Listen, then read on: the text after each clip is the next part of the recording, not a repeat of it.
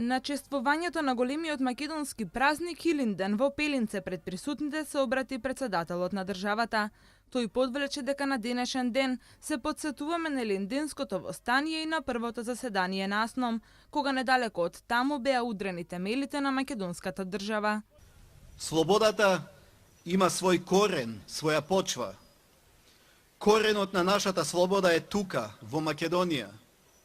Корен што раѓа од семето кое е воедно и плод. Се вели дека ако пченичното зрно што паднало на земја не изрти, останува само. А ако изрти ќе донесе голем плод. Плодот на илинденците стана семето на асномците. Семето кое тие го посеа и чии плодови и жетви и денес не прехрануваат. Стремежот за слобода и за светлина е семето што го посеа во поробената македонска почва. Почва што ја натопија со сопствената крв. Од тоа семе се родија плодовите на слободата и светлината. Тој посочи дека денес се сеќаваме на македонците кои ја потопија македонската поробена земја со својата крв.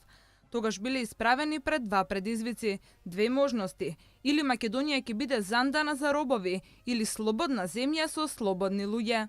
Нашите херои решително го искористија единственото средство што поробувачите не можеа да им го земат, а тоа е борбата. Вооружената борба за слобода, за правда и човечко достоинство. Она што Бог го дава, никој не може да го одземе.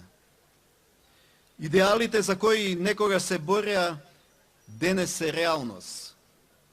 За тоа зборува и Крушевскиот манифест и основачките документи на АСНОМ. Обраќајќи се пред присутните на Пелинце, праша дали постои поголема љубов од таа да се положи сопствениот живот за ближните, за народот, за татковината. И при тоа одговори дека сеќавањата со кои ги овековочуваме и почита што им ја даваме, покажува дека нивните жртви не биле залудни. Затоа порача дека никогаш не смееме да заборавиме колку жртви беа дадени за да можат, како што рече, нашите синови и ќерки, нашите деца и внуци да зачекорат под знамето на слободата.